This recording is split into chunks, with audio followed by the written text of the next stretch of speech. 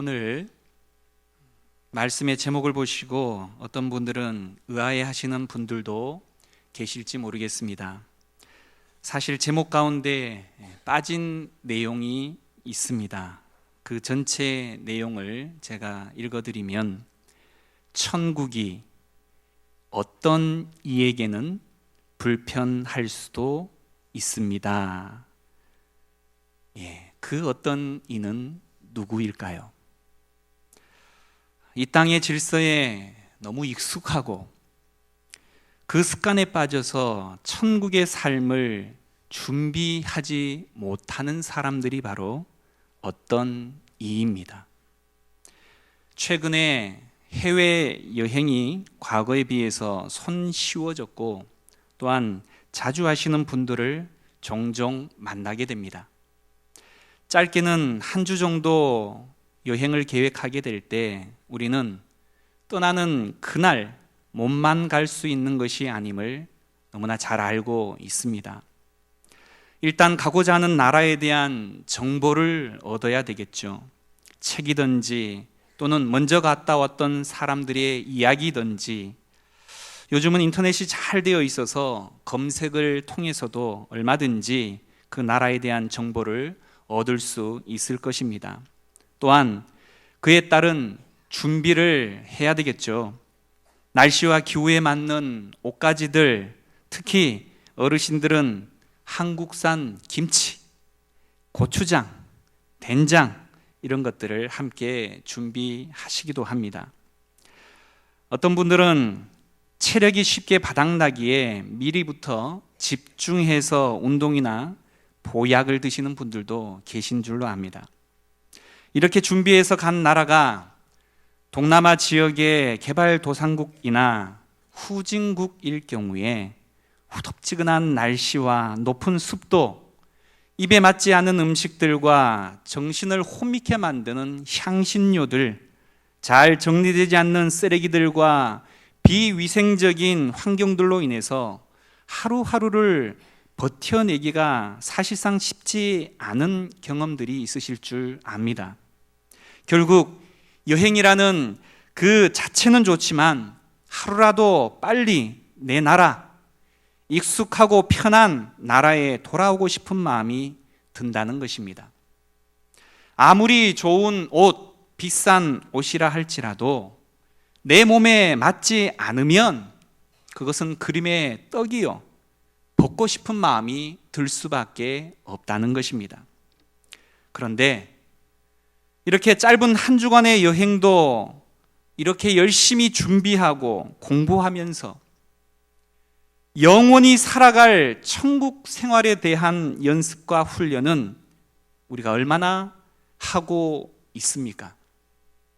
내가 원하는 시간이 아닌 어느 날 갑자기 가야 하는 나라가 그 천국이 될 텐데, 막상 이 땅의 삶에 젖어서 그 나라 삶에 대한 아무런 준비도 없이 부끄러운 구원을 받게 되어서 대부분의 성도들이 그분께 삶으로 준비한 선물을 내어놓을 때, 막상 아무것도 준비한 것 없이 나아가야 한다면 얼마나 창피스럽겠습니까?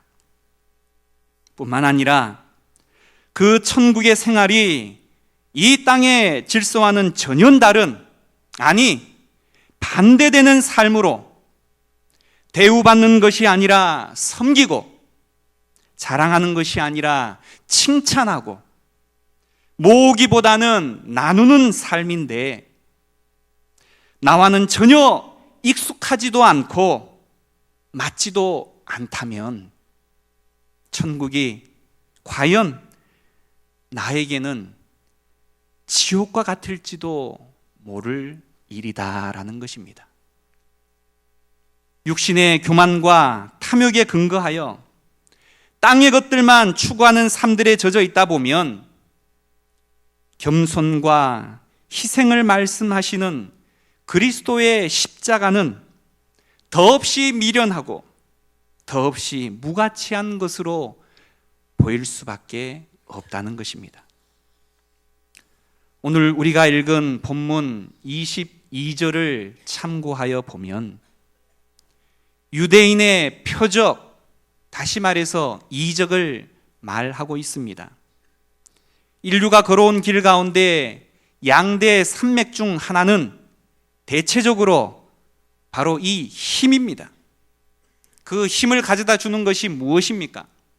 돈이요, 권력이요, 학벌이요, 약육 강식의 무한 경쟁의 적자 생존의 방식이다라는 것입니다.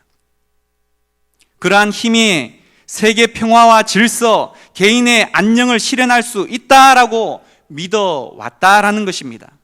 그래서 개인이든 국가이든 그 힘을 가지기 위해 끝없는 군사 무기를 축적하고 재화를 생산해내며 무한 경쟁 체제 속으로 달려가고 있다는 것입니다. 실제 그것이 일정 부분 효력을 발휘했고 그러한 삶이 인류와 개인에게 절대적인 힘과 영향력으로 이해되어져 왔습니다. 따라서 수많은 사람들이 그러한 힘과 권력을 추구하며 살아가고 있는 것이 사실입니다. 또한 22절에는 헬라인의 지혜를 말하고 있습니다. 또 다른 진영에서는 이렇듯 중세 이후 힘을 추구하지 아니하고 문명적으로 잘 발달시키면 이제는 더 이상 총과 칼, 소리 없는 전쟁과 같은 살벌한 경쟁 체제는 없어지고 화평과 안녕이 자리 잡아 서로 잘 살 것이다 라는 막연한 희망만으로 과학, 기술, 문화 발달에 박차를 가하였던 시대가 있었습니다. 그런데 어떻습니까? 재화가 더 많아질수록 인류의 문제는 여전합니다. 빈부의 격차가 더욱 심화되어서 상위 3%에서 5%만이 절대적인 부를 누리고 나머지 95% 이상의 사람들은 상대적인 박탈감으로 더욱 고통받고 있는 현실의 삶이 지금 아닙니까? 결국 이러한 모든 것이 하나님 없는 세상의 실상이자 그들이 추구하는 것들의 허망함이다라는 것입니다. 여러분 어떠합니까? 혹 저들의 향방 없는 다름질에 똑같이 한 몫을 하고 있지는 않습니까? 아니면 우리가 아는 바대로 또한 믿는 바대로 새롭고 다른 길을 걷고 계십니까? 오늘 본문 18절은 십자가의 도가 멸망하는 자들에게는 미련한 것이요 구원을 받는 우리에게는 하나님의 능력이라고 말씀합니다. 십자가의 도, 죄인들을 대신해서 십자가에 못 박히신 예수 그리스도, 다시 말해 예수님은 하나님의 지혜이자 도입니다. 세상적인 지혜를 기대하는 사람들에게는 십자가의 메시지가 어리석은 말로 들립니다. 그들은 십자가에 못 박힌 왕을 누가 원하겠는가라고 빈정대기 일수다라는 것이죠. 그러나 사도 바울은 일찍이 로마 교인들에게 로마서 1장 16절의 말씀을 빌리면 내가 복음을 부끄러워하지 아니하노니 이 복음은 모든 믿는 자에게 구원을 주시는 하나님의 능력이 됨이라. 먼저는 유대인에게요 그리고 헬라인에게로다. 복음은 인생을 살아가는 좋은 방법 정도로 가볍게 볼 것이 아니라는 것입니다. 그것은 바로 하나님의 능력입니다. 그런 능력을 가지고 있기에 복음의 메시지가 죄인들을 구원할 수 있고 나아가 그들을 하나님의 백성으로 변화시킬 수 있다는 것입니다. 19절과 20절에 기록된 바 내가 지혜 있는 자들의 지혜를 멸하고 총명한 자들의 총명을 폐하리라 하였으니 지혜 있는 자가 어디 있느냐? 선비가 어디 있느냐? 이 세대의 변론가가 어디 있느냐? 하나님께서 이 세상의 지혜를 미련하게 하신 것이 아니냐라고 말합니다. 하나님의 지혜는 세상 인간의 지혜와 같지 않습니다. 지혜 있는 자들의 지혜와 총명한 자들의 총명은 세상 중심적인 지혜와 총명을 가리키고 있다는 것이죠.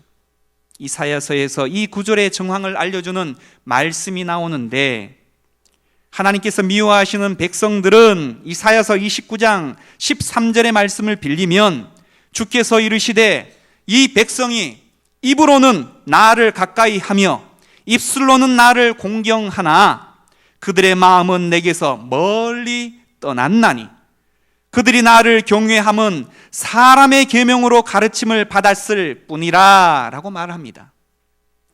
하나님은 그들의 지혜와 총명을 폐하겠다라고 말씀하십니다. 왜냐하면 그것들이 하나님을 찾는데 아무런 도움이 되지 않기 때문입니다. 사람들이 인간의 지혜를 축적하는데 일생을 보낸다 할지라도 거기서 하나님과의 개인적인 관계를 맺을 수 있는 방법은 결코 배울 수가 없는 것입니다. 그들이 영생을 얻고 구세주와 개인적인 관계를 맺는 기쁨을 얻으려면 반드시 십자가에 못 박히셨다가 부활하신 그리스도 앞으로 나아와야 한다는 것입니다.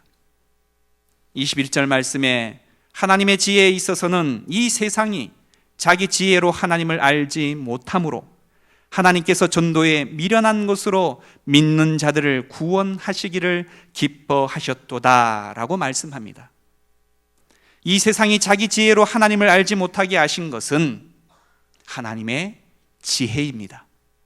하나님은 대신 십자가에 못 박히신 구세주와 약하고 넘어질 수밖에 없는 사람들이 전하는 그 구원의 메시지, 이 두 가지를 통해서 믿는 자들을 구원하시기로 결정하셨다는 것입니다. 이것이 이 세상에 고상하고 거만한 자들에게 어리석기 짝이 없는 것으로 보일 수 있습니다. 바울 시대의 많은 사람들이, 그리고 오늘날도 역시 많은 사람들이 복음의 메시지를 조롱하고 있습니다. 인간의 지혜를 의존하는 그들은 신자들이 제시하는 전도가 미련한 것이라고 느꼈기에 전도에 미련한 것보다 훨씬 더 고상하고 우월한 것을 생각하고 경험하기를 원하고 있습니다. 그러나 실제로 세상의 지혜로는 하나님을 발견하지 못할 것입니다. 사실 전도는 겉모양만 화려하게 보이는 인간의 철학이나 지혜에 비교했었을 때 외적으로 미련해 보이지만 사실 전도야말로 인간 구원을 위한 최상의 방편임을 강조하는 성경의 또 다른 역설이라는 사실을 우리는 잊지 말아야 합니다. 22절과 23절 함께 같이 읽어보기를 원합니다. 22절, 23절 함께 읽습니다. 유대인은 표적을 구하고 헬라인은 지혜를 찾으나 우리는 십자가에 못 박힌 그리스도를 전하니 유대인에게는 거리끼는 것이요 이방인에게는 미련한 것이로되. 많은 유대인들이 예수 그리스도의 복음을 바보 같은 소리로 여겼습니다. 그들은 참 표적이 되시는 예수 그리스도께서 이 땅에 오셨음에도 불구하고 그분을 알아보지 못했을 뿐만이 아니라 오히려 십자가에 못 박아 죽이기까지 하였습니다. 그러한 의미에서 십자가는 유대인들에게 거리끼는 것이 되었다라는 것입니다. 유대 민족은 출애굽 시대로부터 예수께서 사역하실 당시까지 끊임없이 이적과 기사의 역사 속에서 살아온 바, 그들의 종교 역시 표적을 통해서 성립되고 확립되었습니다. 따라서 그들이 생각하는 메시아는 수많은 위대한 표적과 기적들을 행하는 정복자요 왕의 이미지였다라는 사실입니다. 승리의 메시아, 능력과 위엄을 인상적으로 보여줌으로써 입증되는 분이라고 생각했다라는 것이죠. 그래서 메시아가 오시면 자기들을 로마의 압제로부터 해방시켜 줄 것을 잔뜩 기대했었습니다. 그러나 예수님은 그들이 기대한 방법대로 다윗의 보좌를 회복하지 않으셨습니다. 그러한 유대인들의 기대를 충족시켜주지 못하고 도리어 십자가에 죽으셨습니다. 그것도 로마 황제 앞도 아니라 고작 고성 군수쯤 되는 사람 앞에서라는 겁니다. 여러분 혹시 고성이라는 곳을 아십니까? 어느 도에 붙어 있는지 아십니까? 그런 예수를 믿지 않는 것은 어찌 보면 당연한지도 모를 일입니다. 그래서 유대인들은 십자가를 연약한 예수가 자기 자신의 죄로 인해서 하나님에 의해 저주를 받은 궁극적인 증거로 간주해버리고 말았다라는 것입니다. 어떻게 저주의 십자가에 못 박힌 실패자요, 패배자인 메시아, 스스로의 죄값인 십자가에 달려 생을 마감한 범죄자인 그를 어떻게 받아들일 수 있냐라는 것입니다. 그것은 모순이었습니다. 힘의 상징이자 영광의 상징으로 오실 것을 기대한 유대인들, 자신들의 문제 해결만을 바라며 이기적인 욕심에 색안경을 낀 채 주님을 기다림으로 바로 옆에 오신 주님도 알아보지 못했다라는 사실, 그 십자가를 저주하였습니다. 그 십자가에 달린 주님을 멸시하였습니다. 십자가에서의 죽음은, 세상은 죽음이 막다른 길의 끝이라고 생각을 합니다. 그러나 예수님은 인간이 생각하는 가장 연약한 모습, 십자가죠. 인간이 생각하는 끝이자 최고의 두려움인 죽음이죠.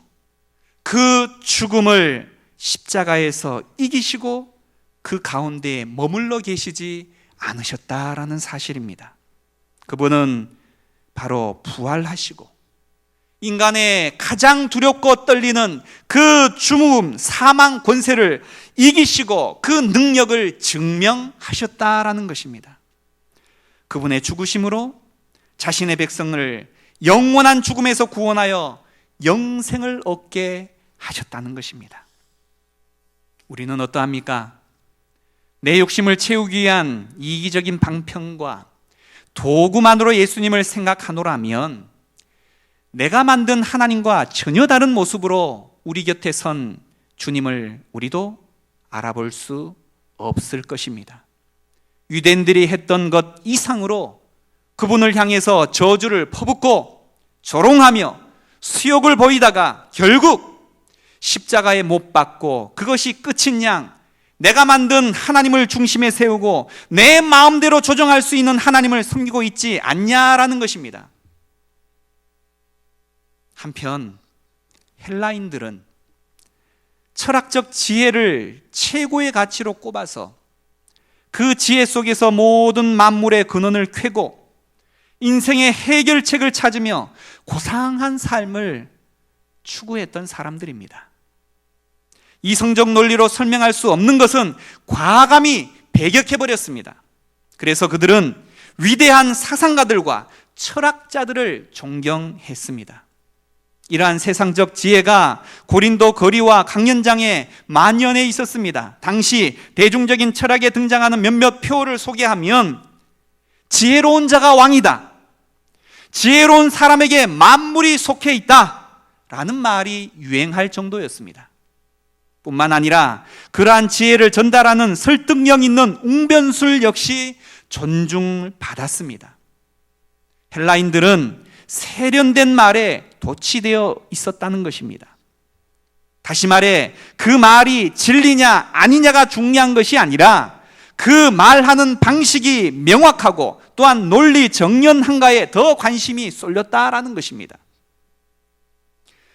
그래서 그들은 예수님에게서 신화에 등장하는 신들과 같은 강력한 특징들을 도저히 발견하지도 못했고, 더군다나 존경받는 사람이 어찌 십자가에 못 박힐까? 그럴 리 없다라고 생각을 했습니다. 그들은 부활을 믿지 않았기 때문에 그들에게 죽음이란 승리가 아니라 완연한 실패요, 패배였습니다. 도대체 어떤 신이 죽임을 당하려고 지상에 와서 그런 일을 하겠냐라는 말이 그들의 말이었습니다.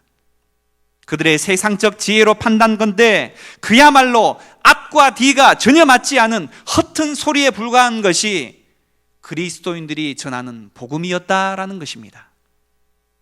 그들에게 복음의 메시지는 그야말로 기준 미달이었습니다. 수준이 안 맞아서 함께 놀 수가 없다는 것입니다.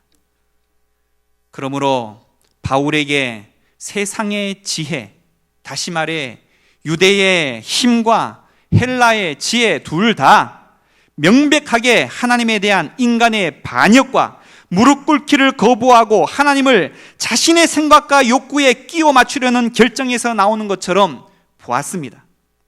사람들은 하나님을 노골적으로 배격합니다.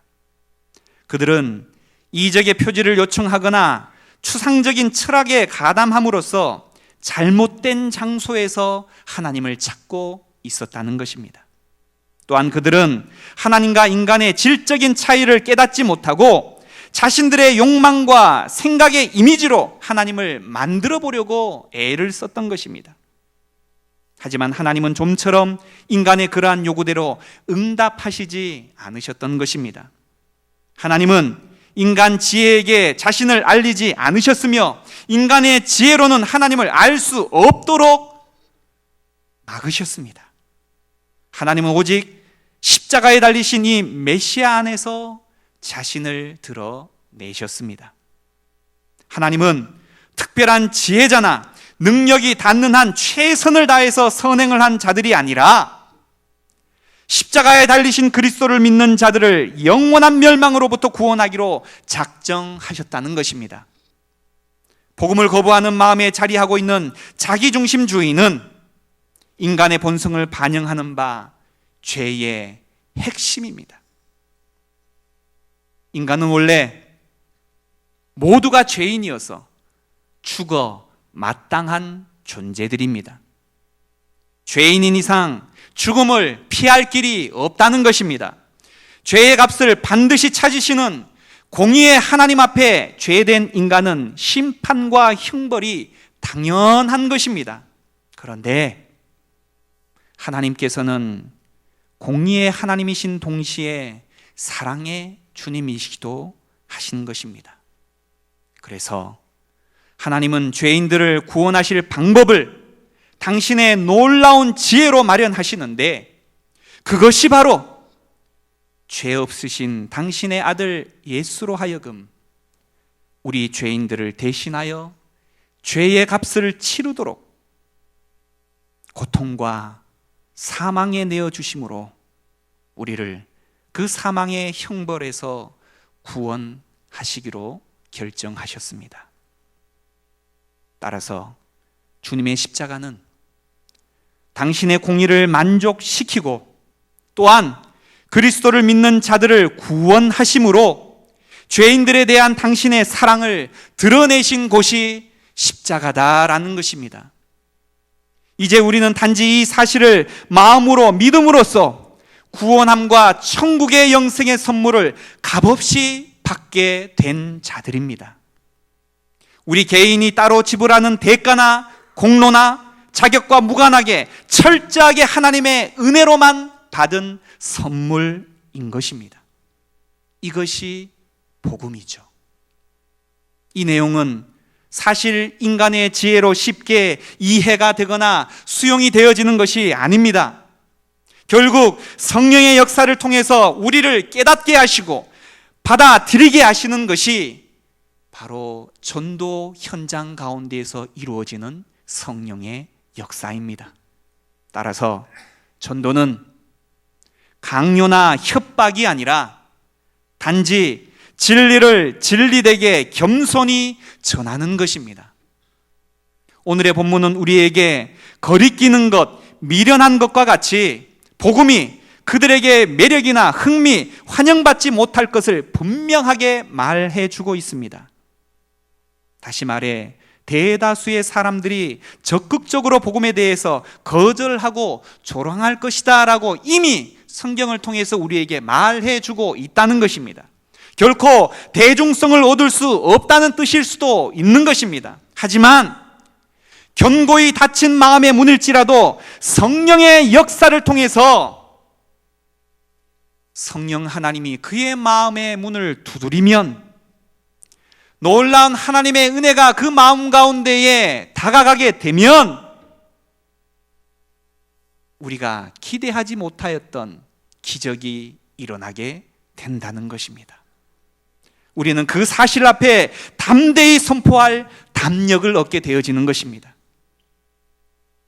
예수 그리스도의 복음은 지금도 여전히 어떤 이들의 귀에는 바보 같은 소리로, 어떤 이들에게는 귀에 거슬리는 불쾌한 이야기로 들리고 있습니다. 자기 죄를 인정할 수 없는 사람들은 복음이 제시하는 해답에 대해 자신들은 그런 해답 따위는 필요 없다라고 말할 것입니다. 우리 사회는 권력과 영향력과 부의 힘을 숭상하기 때문인 것이죠. 하지만 하늘나라의 질서이자 예수님은 겸손하고 가난한 종으로 이 땅에 오셨으며 열심히 일하거나 단순히 자신을 개선하려는 정도로 노력하는 사람들이 아닌 믿음을 소유한 사람들에게 자신의 왕국을 허락하십니다. 이것이 세상 사람들에게는 터무니없는 것처럼 보일 수도 있지만 그리스도는 우리의 능력이자 우리가 구원 얻을 수 있는 유일한 길이 되십니다. 여기에서 우리는 교회가 세상을 섬기는 방식을 찾을 수가 있습니다. 그것이 무엇입니까? 세상이 말하고 원하는 힘의 방식이 아니라는 것입니다. 세상을 선동하여 모으는 공동체가 아니라는 것입니다. 돈이나 권력, 다시 말해 힘은 궁극적으로 그것을 소유함으로써 다른 사람을 조종하고 바꾸려고 합니다. 그 힘을 가지고 다른 사람을 바꾸고 싶어하는 그런 마음에서 죄는 싹트기 시작한다는 것입니다. 하지만 복음은 먼저 나를 바꿉니다. 그것이 우리의 삶의 방식이 되는 것입니다. 우리의 모범 되시는 예수님께서 먼저 우리의 죄짐을 대신 지셨고 섬기셨고 죽으셨고 다스림이 아닌 섬기심으로 종으로 이 땅 가운데 오셨다는 것입니다.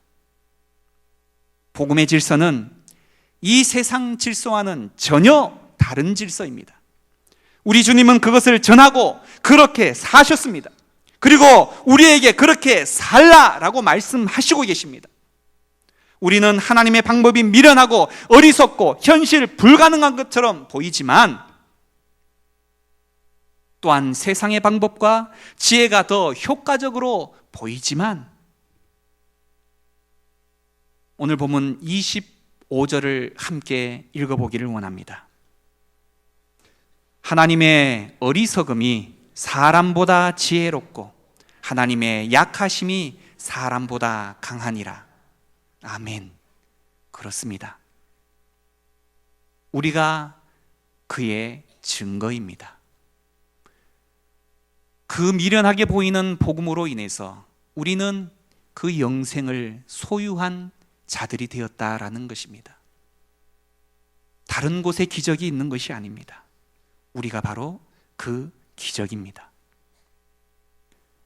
이 땅에서 아무리 부귀영화를 누리며 형통한 삶을 살고 있는 자들이라 할지라도 정작 십자가를 비웃으며 조롱하는 형식의 삶을 산다면 실상 살았다 하나 죽은 자들인 반면 비록 현재는 낮고 천한 자 같으나 십자가를 귀히 여기며 하늘의 것을 쫓는 자들에게는 장차 하나님의 위로와 상급이 있을 것입니다. 십자가가 세상에서는 저주받음의 상징이었지만 하나님께서는 이를 통해 구원의 뜻을 이루셨습니다. 또한 복음을 세상에 증거함에 있어서도 전도라는 미련해 보이는 방법을 사용하셨다는 것입니다. 하나님께서 다른 모든 방법을 무시하고 전도의 미련한 방법으로 죄인을 구원하시려 함은 하나님의 주권적인 역사에 의하여서 구원이 이루어짐을 증거하기 위함임을 우리는 잊지 말아야 합니다. 2016년 성실교회 표어는 빛과 소금이 되어입니다. 예수님은 제자들에게 너희들은 세상의 빛이라고 말씀하심으로 빛으로 살기를 원하셨습니다.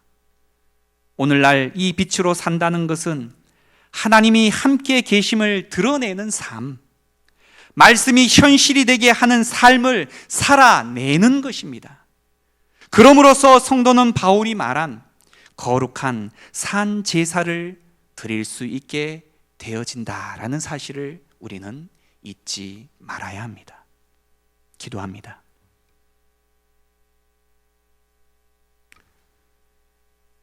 십자가의 도는 하나님의 능력임을 믿습니다. 십자가의 도는 하나님의 지혜임을 믿습니다. 나를 자랑하고 세상을 자랑해왔던 이전의 모든 습관을 뒤로 하고 이제 십자가를 자랑하고 그 십자가를 전하는 빛된 소금된 사명 감당하는 믿음의 사람들 되게 하여 주옵소서.